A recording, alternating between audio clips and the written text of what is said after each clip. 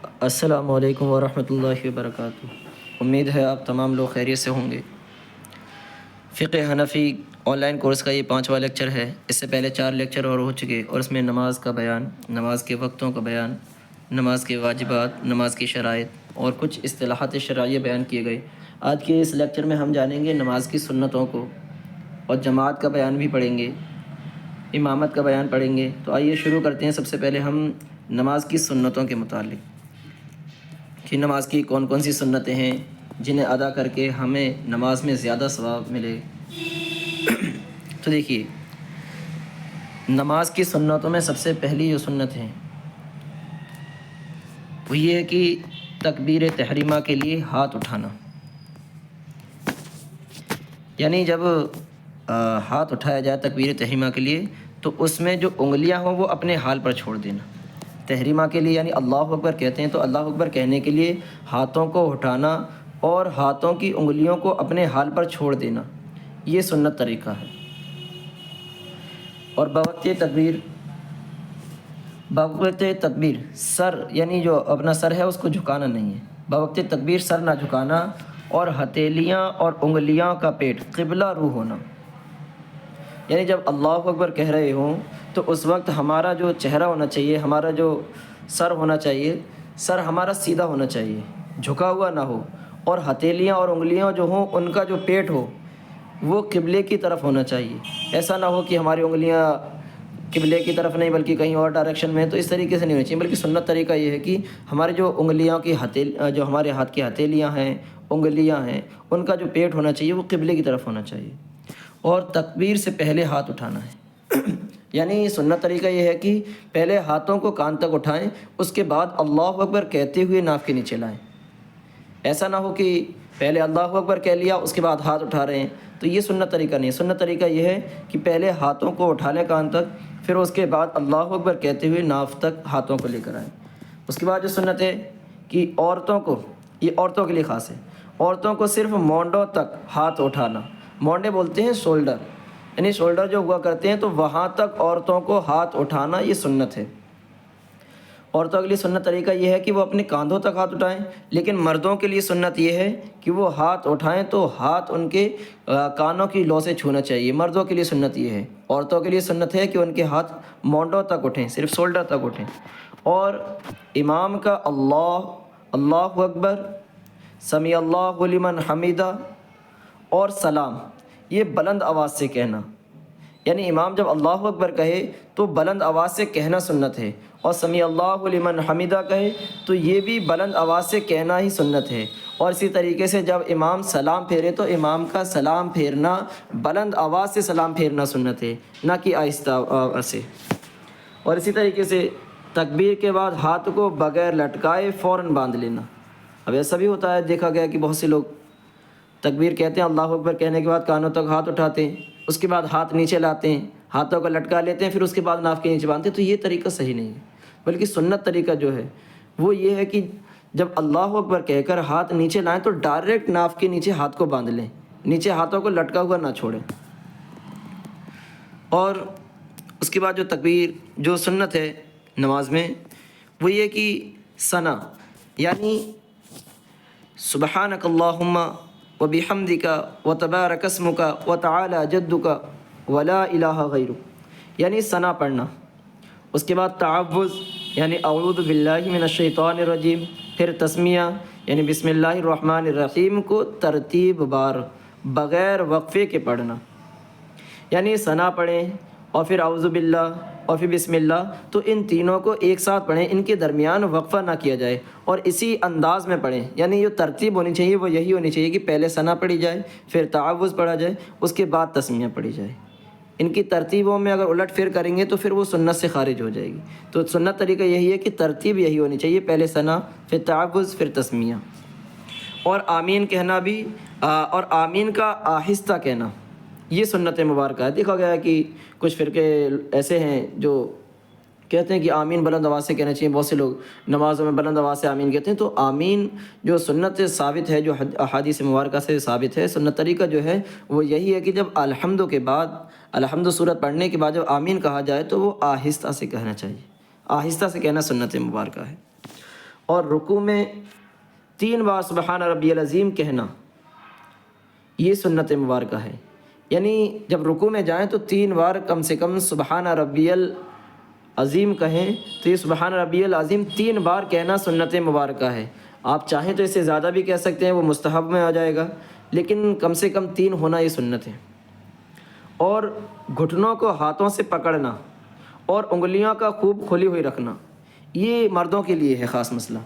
جب وہ رکوع میں جائیں نا تو رکوع میں گھٹنوں کو ہاتھوں سے پکڑنا چاہیے۔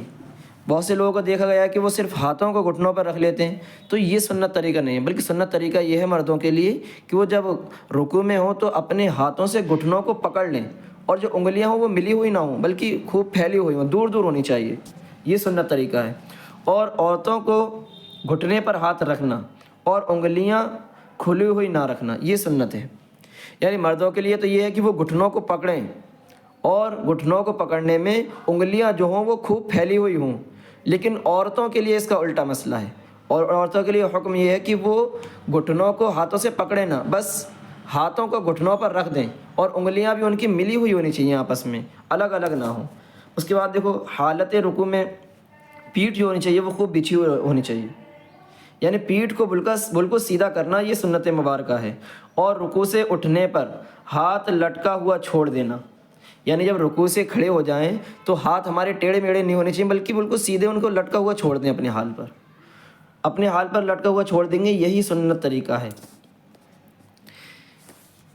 یہی نماز کا سنت طریقہ ہے۔ اور جب رکوع سے اٹھنے پر امام کو سمیع اللہ لمن حمیدہ کہنا، اور مقتدی کو ربنا لک الحمد کہنا، اور منفرد ہو یعنی تنہا نماز پڑھ رہا ہو تو اس کو دونوں کہنا، یعنی جب امام رکوع سے اٹھے تو امام کا سمیع اللہ لمن حمیدہ کہنا یہ نماز میں سنت ہے، اور مقتدی کا ربنا لک الحمد کہنا سنت ہے۔ لیکن اگر کوئی اکیلے نماز پڑھ رہا ہے، جماعت سے نہیں ہے، تو ایسی صورت میں اس کا سمیع اللہ لمن حمیدہ ربنا لک الحمد کہنا یہ سنت مبارکہ ہے، کہ یہ نماز میں سنت ہے۔ اور سجدے کے لیے اور سجدے سے اٹھنے کے لیے اللہ اکبر کہنا یہ بھی سنت ہے، کہ جب سجدے میں جائیں تو اللہ اکبر کہتے ہوئے جائیں، اور جب سجدے سے اٹھیں تو بھی اللہ اکبر کہتے ہوئے اٹھیں، کہ یہ ہمارے آقا حضور صلی اللہ علیہ وسلم کی سنت ہے۔ اس کے بعد سجدے میں کم از کم 3 بار سبحان ربی الاعلیٰ کہنا سنت ہے۔ جس طریقے سے رکوع میں 3 بار سبحان ربی العظیم کہنا سنت ہے، ویسے ہی سجدے میں 3 بار کم سے کم 3 بار سبحان ربی الاعلیٰ کہنا یہ سنت ہے۔ اور سجدہ کرنے کے لیے پہلے گھٹنا، پھر ہاتھ، پھر ناک، پھر پیشانی زمین پر رکھنا، اور سجدے سے اٹھنے کے لیے پہلے پیشانی، پھر ناک، پھر ہاتھ، پھر گھٹنے کو زمین سے اٹھانا، یعنی یہ جو طریقہ ہے سجدے میں جانے کے لیے، سجدے میں جانے کا طریقہ جو سنت طریقہ ہے وہ یہ ہے کہ سب سے پہلے جو نا ہمارے جو گھٹنے ہوں وہ زمین پر رکھے جائیں، پھر گھٹنے کے بعد ہم اپنے ہاتھوں کو زمین پر رکھیں، اور پھر ہاتھوں کے بیچ میں اپنی ناک کو رکھیں، اور ناک کے بعد اپنی پیشانی کو زمین پر لگائیں، یہ ہے سنت طریقہ۔ اور جب سجدے سے اٹھیں تو اٹھنے کے لیے جو سنت طریقہ ہے سجدے سے اٹھنے کے لیے وہ یہ ہے کہ پہلے اپنی پیشانی کو ہٹائیں، پیشانی اٹھانے کے بعد ناک کو اٹھائیں، پھر ناک کے بعد اپنے ہاتھوں کو اٹھائیں، اور ہاتھوں کے بعد اپنے گھٹنوں کو زمین سے اٹھائیں، یہ سنت طریقہ ہے سجدہ کرنے کے لیے اور سجدے سے اٹھنے کے لیے بھی۔ اور اس کے بعد جو نماز کی سنتیں اور وہ یہ ہے کہ سجدے میں جب جائیں تو سجدے میں جو ہمارے بازو ہونے چاہیے وہ کروٹوں سے، یعنی بازو ہمارے جو ہیں وہ کروٹوں سے بالکل الگ ہوں، ملے ہوئے نہیں ہونے چاہیے، اور جو ہمارا پیٹ ہماری رانوں سے یعنی جانگ سے بالکل الگ ہونا چاہیے، ایسا نہ ہو کہ ان کو ملا دی جائے، ان کو ملانا نہیں ہے، بازوؤں کو کروٹوں سے بالکل دور رکھنا ہے، اور پیٹ کو اپنی جانگ سے یعنی ران سے دور رکھنا، یہ سنت طریقہ ہے نماز میں۔ اور کلائیاں جو ہونی چاہیے وہ زمین پر نہ بچھیں، بہت سے لوگ ایسے ہوتے ہیں جو اپنے ہاتھوں کی جو کلائیاں ہوتی ہیں وہ زمین میں بچھا دیتے ہیں، تو یہ صحیح طریقہ نہیں ہے۔ صحیح طریقہ اور سنت طریقہ جو ہے نماز کے لیے وہ یہ ہے کہ کلائیاں جو نا ہماری اوپر اٹھی ہوئی ہونی چاہیے، زمین پر بچھی ہوئی نہ ہو۔ اور عورتوں کا عورتوں کے لیے مسئلہ تھوڑا الگ ہے، ٹھیک ہے۔ عورتوں کا جو بازو ہونا چاہیے وہ کروٹوں سے ملا ہوا ہو اور پیٹ ران سے ملا ہوا ہو، اور جو پنڈلیاں ہوتی ہیں، پیر کی جو پنڈلیاں ہوتی ہیں، پنڈلیاں زمین سے ملا دینا ہے۔ یعنی مرد کے لیے یہ حکم ہے کہ جو اس کے بازو ہوں وہ الگ الگ ہونے چاہیے کروٹوں سے، پیٹ ران سے الگ ہونا چاہیے، کلائیاں زمین میں بچھی ہوئی نہ ہوں، تو یہ اور مردوں کے لیے ہے۔ لیکن عورتوں کے لیے حکم ہے سمٹنے کا۔ عورتوں کو حکم یہ ہے کہ وہ سمٹنے کا حکم ہے ان کو، کہ بازو ان کے کروٹوں سے الگ نہ ہوں، بالکل ملا دیں کروٹوں سے، پیٹ ران سے ملا دیں، اور جو پنڈلیاں ہوتی ہیں، جو پیروں کی پنڈلیاں ہوتی ہیں، وہ زمین پر لگ جائیں۔ تو یہ عورتوں کے لیے سنت طریقہ ہے۔ مردوں کے لیے حکم یہ ہے کہ وہ ان کے الگ الگ بازو رہنے چاہیے، دور دور رہنے چاہیے، ملے ہوئے نہ ہوں، اور دونوں سجدوں کے درمیان مثل تشہد بیٹھنا اور ہاتھ رانوں پر رکھنا۔ یعنی یہ بھی نماز میں سنت ہے کہ جب دو سجدوں کے درمیان جب ہم بیٹھیں، یعنی ایک سجدہ کر لیا، پھر دوسرا سجدہ کرنے سے پہلے بیٹھنا، اس طریقے سے بیٹھنا کہ ہم جب اتحیات پڑھنے کے لیے بیٹھتے ہیں تو اس طریقے سے بیٹھنا یہ سنت ہے۔ اور بیٹھنے میں جو ہمارا انداز ہونا چاہیے نا، وہ انداز یہ ہونا چاہیے کہ ہمارے ہاتھ جو ہونے چاہیے وہ رانوں پر رکھے ہوئے ہوں، رانوں پر، گھٹنے کے پاس میں۔ اب بہت سے لوگ کیا کرتے ہیں، وہ اپنے ہاتھوں کو گھٹنوں پر رکھ لیتے ہیں۔ گھٹنوں پر نہیں رکھنا ہے، بلکہ رکھنا رانوں پر ہے، لیکن گھٹنوں کے پاس والے حصے پر رکھنا ہے، ٹھیک ہے۔ یہ غلطی نہ کریں کہ ران کو چھوڑ کر آپ گھٹنوں پر رکھ لے رہے ہیں، گھٹنوں پہ نہیں رکھنا ہے، رکھنا ران پر ہی ہے، ٹھیک ہے۔ یہی سنت طریقہ ہے۔ اور اس کے بعد سجدوں میں ہاتھوں کی انگلیوں کا قبلہ رو ہونا اور ملی ہوئی ہونا۔ یعنی جب سجدہ کریں، جب سجدے میں ہمارا سر زمین پر لگا ہوا ہو تو ہماری جو انگلی ہونی چاہیے، ان کا جو ڈائریکشن ہونا چاہیے وہ قبلے کی طرف ہونا چاہیے۔ ایسا نہ ہو کہ ہمارا ڈائریکشن جو ہو رہا ہے، ہماری جو انگلیاں ہیں وہ کہیں دائیں طرف بھاگ رہی ہیں، کہیں بائیں طرف بھاگ رہی ہیں، تو ایسا نہیں ہونا چاہیے، بلکہ ان کو سیدھی رکھی جائیں، قبلے کی طرف رکھیں، اور انگلیاں ہماری ملی ہوئی ہوئیں آپس میں۔ ایسا نہ ہو کہ ہم نے انگلیوں کو خوب پھیلا کے رکھا ہوا ہے، جیسے پانچوں انگلیاں الگ الگ کر کے رکھ لی ہیں، تو ایسے نہیں ہونے چاہیے، بلکہ ہمیں اپنی انگلیوں کو ایک ساتھ چاروں کو ملا دینا ہے، چاروں انگلیوں کو ملا کے اس طریقے سے رکھنا کہ ان کا جو ڈائریکشن ہونا چاہیے وہ قبلے کی طرف ہو۔ ایسا نہ ہو کہ دائیں بائیں طرف ہو، بلکہ سیدھا قبلے کی طرف اس کا ڈائریکشن ہونا چاہیے، اور انگلیاں ملی ہوئی ہونی چاہیے۔ اور پاؤں، یعنی پیروں کی جو 10 انگلیاں ہیں، ان انگلیوں کا پیٹ زمین پر لگانا، یعنی قبلے کی طرف موڑنا۔ جب پیٹ زمین پر لگے گا تو وہ آٹومیٹک قبلے کی طرف مڑ جائیں گی، تو یہ موڑنا یعنی پیٹ زمین پر لگانا 10 انگلیوں کا، یہ سنت ہے نماز میں۔ نماز میں سنت ہے کہ اپنی پاؤں کی 10 انگلیوں کو زمین پر لگا دیا جائے، ان کا پیٹ زمین پر لگا ہونا چاہیے، اور ان کا جو رخ ہونا چاہیے وہ قبلے کی طرف ہونا چاہیے، ڈائریکشن قبلے کی طرف ہو۔ جب پیٹ زمین سے لگ جائے گا تو وہ آٹومیٹک ان کا ڈائریکشن قبلے کی طرف مڑ جائے گا۔ اور دوسری رکعت کے لیے پنجوں کے بل گھٹنوں پر ہاتھ رکھ کر اٹھنا۔ اب ایسا ہوا، ہم نے پہلی رکعت کے جو 2 سجدے تھے، دونوں سجدے کر لیے، یعنی ہم دوسرے سجدے میں ہیں، تو اب جب دوسرے سجدے سے جب اٹھیں گے، جب کھڑے ہوں گے دوسری رکعت کے لیے، تو اس میں جو ہمارا انداز ہونا چاہیے، اٹھنے کا طریقہ ہونا چاہیے، وہ سنت طریقہ یہ ہے کہ ہم اپنے ہاتھوں کو گھٹنوں پر رکھیں، اور گھٹنوں پر رکھنے کے بعد پنجوں کے بل پہ کھڑے ہونا چاہیے، یعنی اس طریقے سے اٹھیں کہ ہاتھ ہمارے گھٹنوں پر رکھے ہوئے ہوں اور ہم پنجوں کے بل پہ کھڑے ہوں، تو یہ سنت طریقہ ہے اٹھنے کے لیے۔ اور قاعدے میں بایاں پاؤں بچھا کر دونوں سرین اس پر رکھ کر بیٹھنا، یعنی سنت طریقہ یہ ہے کہ جب اتحیات پڑھنے کے لیے بیٹھیں تو اس میں جو ہمارا بایاں پاؤں ہونا چاہیے، یعنی جو لیفٹ لیگ ہونا چاہیے، اس کو بچھا دینا ہے۔ بہت سے لوگوں کو دیکھا گیا کہ وہ دونوں ٹانگوں کے جو پنجے ہیں ان کو سیدھا رکھتے ہیں کھڑا ہوا، تو یہ صحیح طریقہ نہیں ہے، بلکہ جو بایاں پیر ہے، جو لیفٹ لیگ ہے، اس کو بچھا دینا ہے، اور بچھانے کے بعد آپ کو سرین اس پر رکھنی ہے، اور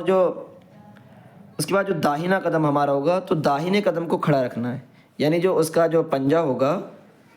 داہنے پاؤں کا پنجہ اور ایڑی جو ہوگا، وہ اس حصے کو ہمیں کھڑا رکھنا ہے۔ اور انگلیاں جو ہونی چاہیے اس وقت داہنے پاؤں کی، تو وہ انگلیاں ہماری اسی طریقے سے ہونی چاہیے کہ ان کا رخ قبلے کی طرف ہو، یعنی اس طریقے سے زمین پر انہیں موڑ دینا ہے، زمین سے لگا دینا ان کا پیٹ کی ان کا رخ قبلے کی طرف ہو جائے۔ لیکن عورتوں کے لیے مسئلہ تھوڑا الگ ہے، یہ مردوں کے لیے تھا کہ انہیں اس طریقے سے تشہد یعنی اتحیات پڑھتے وقت اس طریقے سے بیٹھنا ہے کہ بایاں پاؤں بچھا ہو اور سرین اس پر رکھی ہو، اور پھر اس کے بعد داہنا قدم ہمارا کھڑا ہونا چاہیے۔ لیکن عورتوں کے لیے مسئلہ یہ ہے کہ عورتوں کو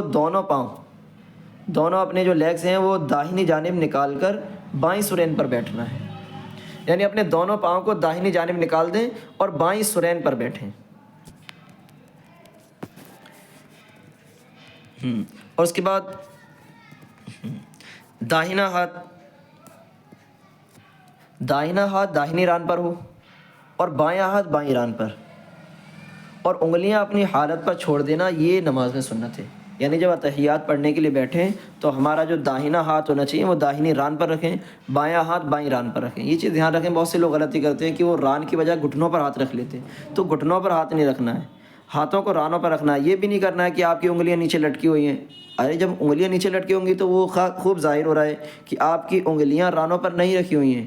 بلکہ وہ گھٹنوں پر آ رہی ہیں، تبھی تو نیچے لٹک رہی ہیں۔ تو انگلیوں کو اور ہاتھوں کو آپ کو رانوں پر رکھنا ہے، اور انداز یہ ہونا چاہیے رانوں پر رکھنے کا کہ وہ ہمارے جو ہاتھ ہیں وہ اپنی حالت پر چھوڑے ہوئے ہوں، ہاتھ کو انگلیوں کو جو اپنی حالت پر چھوڑ دینا۔ ایسا نہ ہو کہ ہم کرائی سے اپنی انگلیوں کو پکڑے ہوئے ہیں یا مٹھی باندھے ہوئے ہیں، تو یہ طریقہ نہیں ہونا چاہیے، بلکہ ان کو جیسے ان کی حالت ہے انہیں حالت پر چھوڑ دیا جائے، بالکل اس میں طاقت نہ لگائی جائے۔ اور شہادت پر اشارہ کرنا یعنی کہ انگلی کو اٹھانا، جب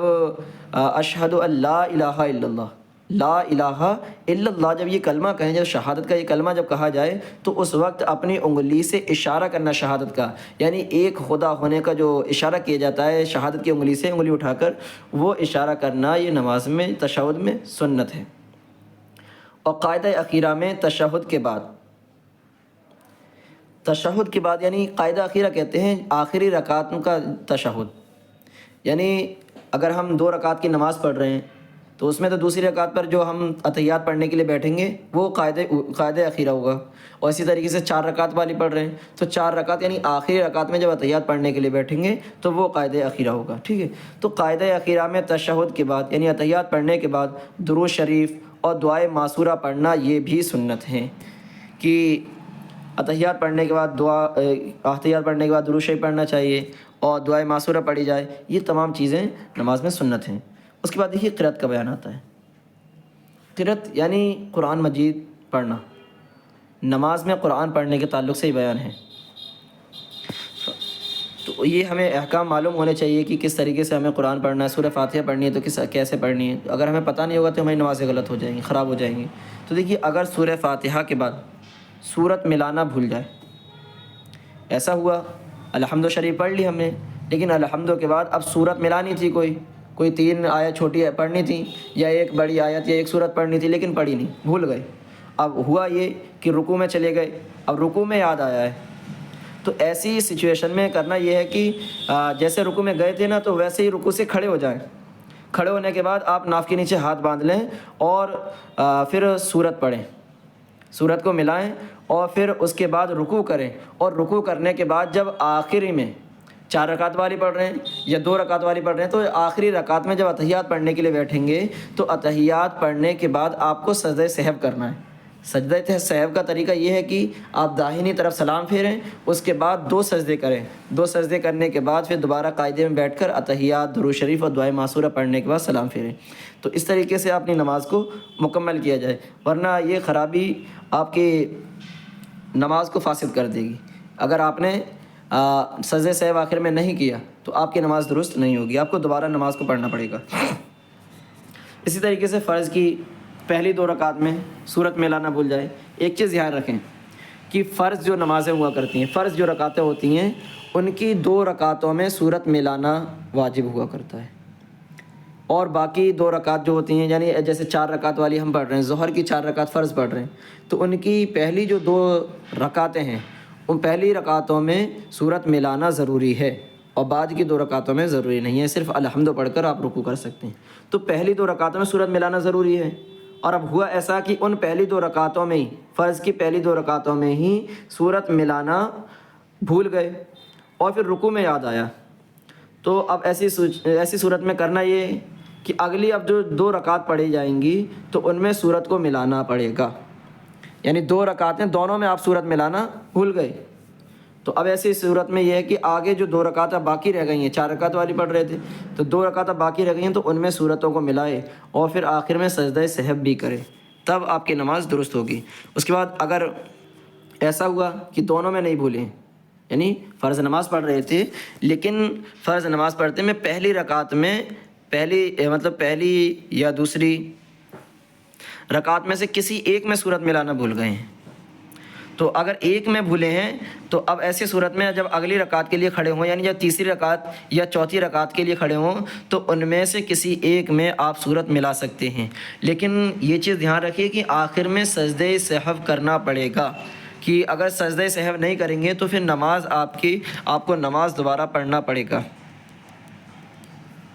اگر صورت ملانا بھولیں گے تو آپ کو آخر میں سجدہ سہو بھی کرنا ہوگا۔ اس کے بعد